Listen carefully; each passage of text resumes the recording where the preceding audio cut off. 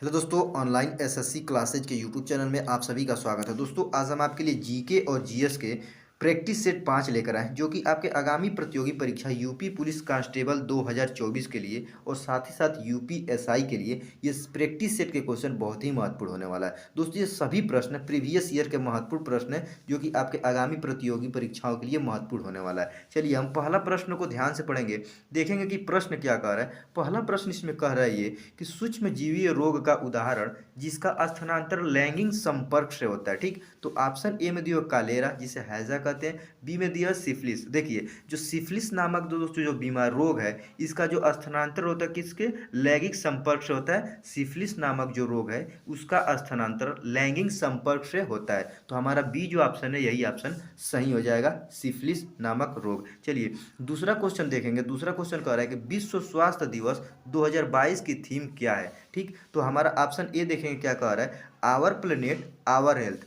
हमारा ग्रह हमारा स्वास्थ्य। देखिए दोस्तों, विश्व स्वास्थ्य दिवस 2022 का जो थीम था वो यही था, ऑप्शन ए जो यही सही हो जाएगा। उसका कहना यह था कि हमारा ग्रह हमारा स्वास्थ्य, आवर प्लेनेट आवर हेल्थ, जो कि यही ऑप्शन सही हो जाएगा। विश्व स्वास्थ्य दिवस 2022 का theme our planet our health था। चलिए अगला क्वेश्चन देखेंगे। तीसरा क्वेश्चन क्या कह रहा है, तीसरा क्वेश्चन कह रहा है कि सर्वप्रथम भूगोल शब्द का प्रयोग डॉट डॉट डॉट के द्वारा किया गया था। देखिए ऑप्शन ए देखेंगे क्या दिया है। ऑप्शन ए में दिया दोस्तों अल इदरीसी। ऑप्शन बी में दिया इरेटोस्थेनीज, जो कि दोस्तों ये इरेटोस्थेनीज जो थे ये ग्रीक के बहुत बड़े भूगोलविद थे, जिन्होंने सर्वप्रथम भूगोल शब्द का प्रयोग किया था। किसने, इरेटोस्थेनीज ने भूगोल शब्द का सर्वप्रथम प्रयोग किया था। इसीलिए ऑप्शन बी जो होगा ये सही हो जाएगा। चलिए अगला क्वेश्चन देखेंगे। चौथा क्वेश्चन क्या कह रहा है, चौथा क्वेश्चन कह रहा है कि भारत में बिहार बिहार का जिसके उत्पादन में विशिष्टीकरण है वह है। ऑप्शन ए में दिया है चावल, बी में दिया हुआ है लीची। तो देखिए दोस्तों, यहाँ पे जो लीची है दोस्तों, ये बिहार के मुजफ्फरनगर शहर में जो लीची है वो सबसे ज़्यादा उत्पादन करने होने वाला दोस्तों ये क्या है, उत्पादन किया जाता है। किसका, लीची का, जिसका निर्यात दोस्तों विदेशों में भी किया जाता है। इसीलिए हमारा ऑप्शन बी जो होगा ये सही हो जाएगा। भारत में बिहार का जिसके उत्पादन में विशिष्टीकरण है वो क्या है, लीची है, जिसका निर्यात विदेशों में भी किया जाता है। चलिए अगला क्वेश्चन देखेंगे। पांचवा क्वेश्चन कह रहा है कि 1857 की क्रांति के समय निम्नलिखित में से कौन भारत के गवर्नर जनरल थे। देखिए ऑप्शन ए देखेंगे दोस्तों क्या कह रहा है, लॉर्ड डलहौजी। बी दे रहा है दोस्तों लॉर्ड कैनिंग। ठीक, तो देखिए दोस्तों यहाँ पे 1857 की क्रांति कब हुआ था, तो 10 मई 1857 को दोस्तों उत्तर प्रदेश के मेरठ शहर से 1857 की क्रांति स्टार्ट हुआ था। उस समय दोस्तों भारत का जो गवर्नर जनरल था वो कौन था, भारत का गवर्नर जनरल कौन था, वो लॉर्ड कैनिंग था। कौन, लॉर्ड कैनिंग जो था दोस्तों 1857 के क्रांति के समय भारत का गवर्नर जनरल लॉर्ड कैनिंग था, जो कि यही ऑप्शन बी जो होगा वो सही हो जाएगा। और साथ ही साथ दोस्तों ये जो लॉर्ड कैनिंग था ये भारत का अ, अंतिम वायसराय था। कौन था, भारत का अंतिम वायसराय था लॉर्ड कैनिंग। चलिए अगला क्वेश्चन देखेंगे। छठवां क्वेश्चन कह रहा है कि निम्न में से कौन सा साख का औपचारिक स्रोत है, साख का औपचारिक स्रोत है। ऑप्शन ए में दिया व्यापारी, बी दिया है सहकारी समिति। तो दोस्तों ऑप्शन बी यहाँ पे दिया है, जो सहकारी समितियाँ हैं, सहकारी समितियाँ ये क्या है, साख का औपचारिक स्रोत है। ठीक, तो ऑप्शन बी इसमें सही हो जाएगा। सातवां क्वेश्चन कह रहा है कि निम्न निम्न में से ऐसा वर्ष कोहरे में न्यूनतम प्रकीर्णित होता है। देखिए दोस्तों यहाँ पे वर्ष नहीं रहेगा, यहाँ पे रहेगा रंग। क्या रहेगा, रंग। कहने का मतलब निम्न में से कौन सा रंग कोहरे में न्यूनतम प्रकीर्णित होता है। देखिए दोस्तों हम आपको बता दें यहाँ पे इसका आंसर जो होगा दोस्तों होगा ऑप्शन सी वाला लाल रंग। जो लाल रंग होता है उसका तरंग दैर्ध्य सभी रंगों से ज़्यादा होता है। और साथ ही साथ दोस्तों ये जो लाल रंग होता है वो कोहरे में सबसे कम प्रकीर्णित होने वाला रंग कौन सा है, तो लाल रंग है, जो कि ऑप्शन बी सी जो होगा यही ऑप्शन सही हो जाएगा। जो लाल रंग है दोस्तों सबसे कम प्रकीर्णित होने वाला रंग है कौन, लाल रंग। और सबसे ज़्यादा तरंगदैर्घ्य किस रंग का होता है, तो लाल रंग का होता है। चलिए अगला क्वेश्चन देखेंगे। आठवां क्वेश्चन क्या कर रहा है, आठवां क्वेश्चन कह रहा है कि निम्नलिखित में से किस उपकरण का उपयोग किसी तरल पदार्थ के विशिष्ट गुरुत्व को मापने के लिए किया जाता है। ठीक, इसका कहने का मतलब ये है कि कौन सा उपकरण का उपयोग तरल पदार्थ के विशिष्ट गुरुत्व को मापने के लिए प्रयोग किया जाता है। देखिए ऑप्शन ए में दिया, क्या दिया दोस्तों, बैरामीटर। ये जो बैरामीटर होता है ये वायु दाब को मापने के लिए प्रयोग किया जाता है, क्या, बैरामीटर। और ऑप्शन में बी में दिया दोस्तों हाइड्रोमीटर। जो ये दोस्तों हाइड्रोमीटर है ये क्या करता है, ये तरल पदार्थों के विशिष्ट गुरुत्व को मापने के लिए प्रयोग किया जाता है। कौन, हाइड्रोमीटर। जो कि हमारा ऑप्शन बी जो दोस्तों इसमें हाइड्रोमीटर यही सही हो जाएगा। ये हाइड्रोमीटर के द्वारा ही दोस्तों हम तरल पदार्थों के विशिष्ट गुरुत्व को मापने के लिए प्रयोग करते हैं, हाइड्रोमीटर। और यहाँ पे जो बैरोमीटर है दोस्तों, इसके इसके माध्यम से हम वायु दाब को मापते हैं। ठीक,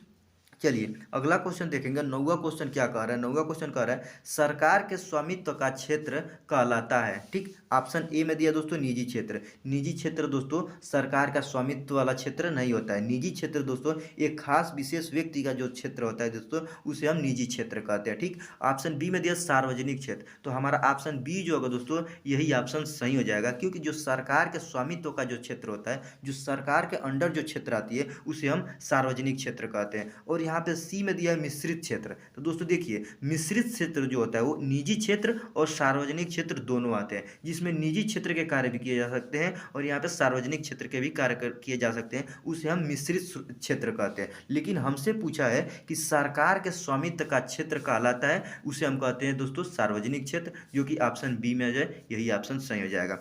चलिए अगला क्वेश्चन देखेंगे दोस्तों। अगला क्वेश्चन 10वां क्वेश्चन कह रहा है कि कैल्शियम की परमाणु संख्या क्या है। कैल्शियम की परमाणु संख्या क्या है। तो देखिए दोस्तों कैल्शियम में दोस्तों इलेक्ट्रॉन, प्रोटॉन और न्यूट्रॉनों की जो संख्या होती है वो कितनी होती है, तो 20 होती है। इसीलिए दोस्तों कैल्शियम की जो परमाणु संख्या होगा क्या होगा, 20 होगा, जो कि ऑप्शन बी में दिया है 20, जो कि यही ऑप्शन सही हो जाएगा। चलिए दोस्तों अगला क्वेश्चन देखेंगे। अगला क्वेश्चन यहाँ पे 11वां क्वेश्चन क्या कर रहा है। 11वां क्वेश्चन कह रहा है कि खाद्य श्रृंखला का प्रथम पोषण स्तर निर्मित होता है। देखिए खाद्य श्रृंखला मतलब दोस्तों भोजन का कितना स्तर होता है। ठीक, देखिए ऑप्शन ए में दिया दोस्तों उत्पादक द्वारा, बी में दिया शाकाहारी द्वारा, सी में दिया मांसाहारी द्वारा और यहाँ पे डी में दिया अपघटक द्वारा। देखिए दोस्तों जो भोजन का खाद्य श्रृंखला है दोस्तों उसके कितने स्तर होते हैं, तो उसके 3 स्तर होते हैं। पहला स्तर होता है दोस्तों उत्पादक, जिसे दोस्तों शाकाहारी, जिसे पेड़ पौधा पत्तियां हो गई, जिसे शाकाहारी हो गए। ठीक, उसके बाद आता है दोस्तों शाकाहारी द्वारा, जैसे कि जानवर हो गए जो कि दोस्तों पत्तियों को खाते हैं, तो वो दूसरा हो गया। और दोस्तों तीसरा जो होता है वो मांसाहारी, जो कि दोस्तों इस मांसाहारी जानवरों को खाते हैं, उसे मांसाहारी कहते हैं। लेकिन हमसे पहला इसमें पोषक स्तर क्या है, तो वह उत्पादक द्वारा, जैसे कि पौधा हो गया, पत्तियां हो गया, ठीक, जिसे हम पोषक स्तर कहते हैं। ये पहला हो गया। दूसरा शाकाहारी होता है और तीसरा मांसाहारी होता है। ठीक, तो हमारा प्रथम स्तर पूछा है, प्रथम पोषण स्तर कौन सा है, उत्पादक द्वारा, जो कि ऑप्शन ए सही होगा। चलिए 12वां क्वेश्चन देखेंगे। कह रहा है कि निम्नलिखित में से कौन सा इमल्सन का उदाहरण है। इमल्सन का उदाहरण है, ऑप्शन ए दिया है बादल, बी दिया हुआ है धुआं और सी दिया हुआ है दूध। देखिए दोस्तों हमारा ऑप्शन सी जो होगा दूध, यही सही हो जाएगा। इमल्सन का उदाहरण कौन सा है, दूध। और इमल्सन का मतलब क्या आता है दोस्तों, जो दो तरल पदार्थों को आपस में मिलाने पर वो अमिश्रित होते हैं, मिश्रित नहीं होते, वो अमिश्रित होते हैं। इसीलिए दोस्तों जो दूध है क्या है, ये इमल्सन का उदाहरण। क्योंकि दोस्तों जब दूध में आप पानी मिलाते हैं तो दूध जो है वो पानी में मिलता नहीं है, क्योंकि जब दूध को और पानी को मिलाकर उसे गर्म करेंगे तो दोस्तों जो पानी होता है वो जल जाता है और दूध बच जाता है। ठीक, इसीलिए हम कहते हैं कि जो ये दूध है ये इमल्सन का उदाहरण है। और इमल्सन का मतलब होता है दो जो तरल पदार्थों को आपस में मिलाने पर भी वो मिश्रित नहीं होते हैं। ठीक, चलिए तो हमारा इमल्सन का उदाहरण दूध हो जाएगा, जो कि ऑप्शन सी में दिया हुआ है। चलिए अगला क्वेश्चन देखेंगे। यहाँ पे 13वां क्वेश्चन क्या कर रहा है। 13वां क्वेश्चन कह रहा है कि विश्व मधुमेह दिवस मनाया जाता है। ठीक, ऑप्शन ए में दिया दोस्तों 14 नवंबर, जो कि हमारा यही ऑप्शन सही होगा। 14 नवंबर को हम विश्व मधुमेह दिवस मनाते हैं। और यहाँ पे ऑप्शन बी में दिया हुआ है 25 दिसंबर। दोस्तों 25 दिसंबर को हम क्या मनाते हैं, अंत्योदय दिवस। अंत्योदय दिवस जिसे दोस्तों लाल कार्ड, जो गाँव में दोस्तों लाल कार्ड बनते हैं, सफ़ेद कार्ड बनते हैं, तो लाल कार्ड जो दोस्तों गरीबी रेखा से नीचे वालों का लाल कार्ड बनता है, जिस का कार्ड का नाम है अंत्योदय। तो इसीलिए दोस्तों यहाँ पे 25 दिसंबर को अंत्योदय दिवस मनाया जाता है। और यहाँ पे 4 फरवरी को दोस्तों 4 फरवरी को कैंसर दिवस मनाया जाता है। कौन सा दिवस, कैंसर दिवस। लेकिन हमसे पूछा है विश्व मधुमेह दिवस मनाया जाता है, जो कि दोस्तों 14 नवंबर को मनाया जाता है, जो कि ऑप्शन ए सही हो जाएगा। चलिए अगला क्वेश्चन देखेंगे दोस्तों। अगला क्वेश्चन कह रहा है कि नीति आयोग के वर्तमान उपाध्यक्ष कौन है। देखिए नीति आयोग जो है दोस्तों 1 जनवरी 2015 को गठित किया गया था। कब? 1 जनवरी 2015 को गठित किया गया था। किसको दोस्तों? वो नीति आयोग का। और नीति आयोग का पहला जो दोस्तों उपाध्यक्ष था वो कौन सा? अरविंद पनगड़िया। कौन? अरविंद पनगड़िया। लेकिन हमसे पूछा है कि नीति आयोग के वर्तमान उपाध्यक्ष कौन है, तो नीति आयोग के वर्तमान उपाध्यक्ष ऑप्शन डी में दिया हुआ है सुमन बेरी। ठीक, कौन? सुमन बेरी, जो कि दोस्तों अरविंद पनगड़िया के बाद बने हैं सुमन बेरी। ठीक, तो हमारा ऑप्शन यहाँ पे क्या पूछा है दोस्तों? नीति आयोग के वर्तमान उपाध्यक्ष जो है वो सुमन बेरी हैं। सुमन बेरी से पहले कौन दोस्तों नीति आयोग के उपाध्यक्ष थे? तो अरविंद पनगड़िया। और नीति आयोग का गठन 1 जनवरी 2015 को किया गया था। ठीक, तो हमारा ऑप्शन इसमें डी सही हो जाएगा, सुमन बेरी, जो कि नीति आयोग के वर्तमान उपाध्यक्ष हैं। चलिए अगला 15वां क्वेश्चन देखेंगे। 15वां क्वेश्चन कह रहा है कि गांधी शांति पुरस्कार के नवीनतम विजेता डॉट डॉट डॉट से हैं। ठीक, देखिए इसमें ऑप्शन ए में दिया है दोस्तों श्रीलंका, बी में दिया है भूटान, सी में दिया है पाकिस्तान और यहाँ पर डी में दिया है बांग्लादेश। तो हमारा आंसर जो होगा दोस्तों ये बांग्लादेश हो जाएगा। ठीक, तो यहाँ पे क्या कहा है कि गांधी शांति पुरस्कार के नवीनतम विजेता कौन है? तो दोस्तों बांग्लादेश है। और बांग्लादेश के प्रधानमंत्री शेख मुजीबुर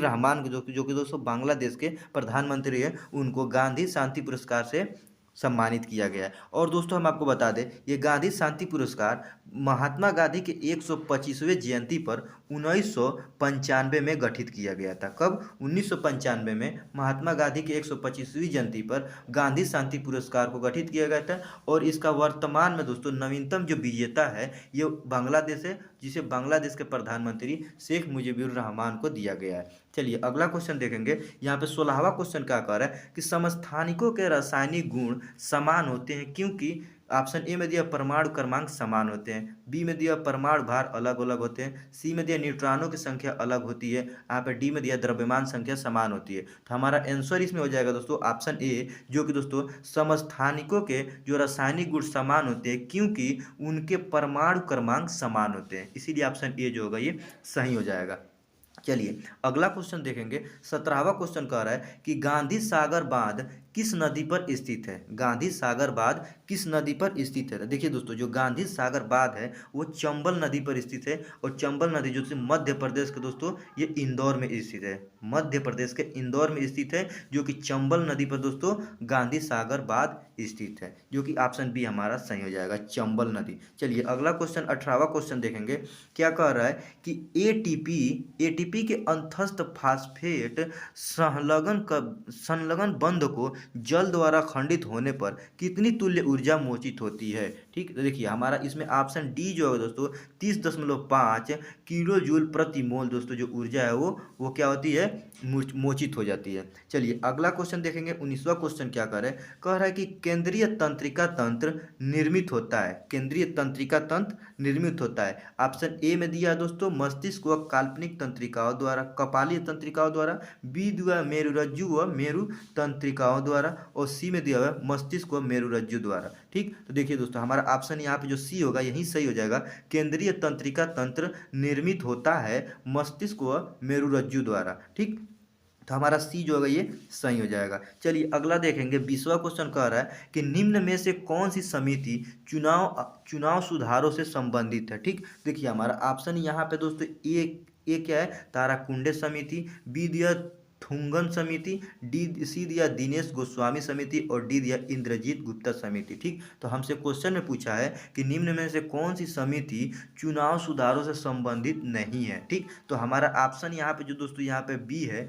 यही ऑप्शन सही हो जाएगा। जो थुंगन समिति है दोस्तों ये चुनाव सुधारों से संबंधित नहीं है, ये संबंधित है पंचायत समिति से, पंचायत सुधारों समिति से संबंधित है। कौन? थुंगन समिति। बाकी दोस्तों ये ताराकुंड समिति, दिनेश गोस्वामी समिति और इंद्रजीत गुप्ता समिति जो है ये चुनाव सुधारों से संबंधित है, चुनाव सुधारों समिति से संबंधित है। और यहाँ पे ऑप्शन बी जो है दोस्तों थुंगन समिति ये किससे संबंधित है? तो ये है पंचायत राज्यों को सुधारों समिति से सम्मिलित है। चलिए अगला देखेंगे। यहाँ पे 21वां क्वेश्चन कह रहा है कि आईएनएस विराट हाल ही में खबरों में था, वह एक डॉट डॉट डॉट है। तो देखिए ऑप्शन ए देखेंगे क्या दिया है? टैंक, बी दिया हुआ मिसाइल, सी दिया विमान वाहक पोत। देखिए दोस्तों यहाँ पे आईएनएस विराट जो है दोस्तों, ये क्या है, एक भारतीय नौसेना का दोस्तों तोप था, जिसे 2017 में क्या किया गया दोस्तों, इसे नौसेना द्वारा हटा दिया गया है। तो हमारा ऑप्शन सी जो होगा यही ऑप्शन सही हो जाएगा।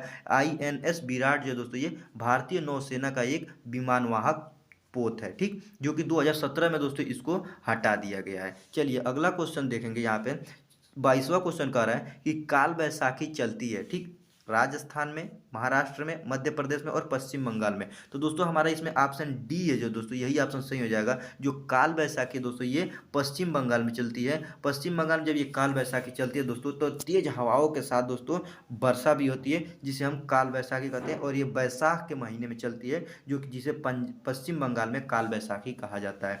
चलिए 23वां क्वेश्चन देखेंगे। कह रहा है कि कायिक प्रवर्धन का लाभ यह है कि इस प्रकार का उत्पन्न सभी पौधे होते हैं। देखिए दोस्तों, सबसे पहले हम आपको बता दें कि ये कायिक प्रवर्धन का लाभ, पर कायिक प्रवर्धन होता क्या है दोस्तों। कायिक प्रवर्धन हम उस पौधे को कहते हैं जिससे दोस्तों कोई पौधा है, उसके तना हो गया, जड़ हो गया, या पत्तों से कोई अन्य पौधे को हम निर्मित करते हैं। तो इस प्रक्रिया को दोस्तों हम क्या कहें, कोई नया पौधा उत्पन्न करते हैं, उसे हम कायिक प्रवर्धन कहते हैं, ठीक। तो इसका कहने का मतलब कायिक प्रवर्धन का लाभ है कि इस प्रकार उत्पन्न सभी पौधे, ऑप्शन ए में तो आनुवांशिक रूप से असमान होते हैं, आनुवांशिक रूप से समान होते हैं, ठीक। तो हमारा ऑप्शन बी जो है दोस्तों, यही ऑप्शन सही हो जाएगा। जो कायिक प्रवर्धन का लाभ यह है कि इस प्रकार उत्पन्न जो सभी पौधे होते हैं वो आनुवांशिक रूप से समान होते हैं, ठीक, आपस में सभी बराबर होते हैं। तो हमारा ऑप्शन बी जो होगा ये सही हो जाएगा।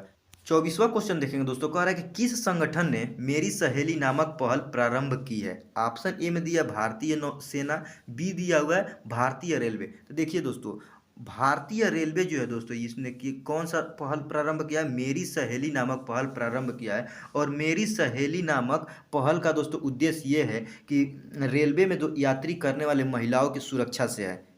महिलाओं की, भारतीय रेल में सुरक्षा यात्रा करने वाले महिलाओं की सुरक्षा से है मेरी सहेली नामक पहल, जो कि ऑप्शन बी सही हो जाएगा। यहाँ पे 25वां क्वेश्चन कह रहा है कि बिहार विधानसभा में सीटों की संख्या है। तो दोस्तों हम आपको बता दें, बिहार विधानसभा में सीटों की संख्या कितना है, 243 सीटें हैं। कितनी, 243, जो कि ऑप्शन ए सही हो जाएगा। आशा करते हैं दोस्तों ये सभी क्वेश्चन आपको बहुत अच्छे लगे होंगे। मिलते हैं नेक्स्ट वीडियो में, तब तक के लिए जय हिंद।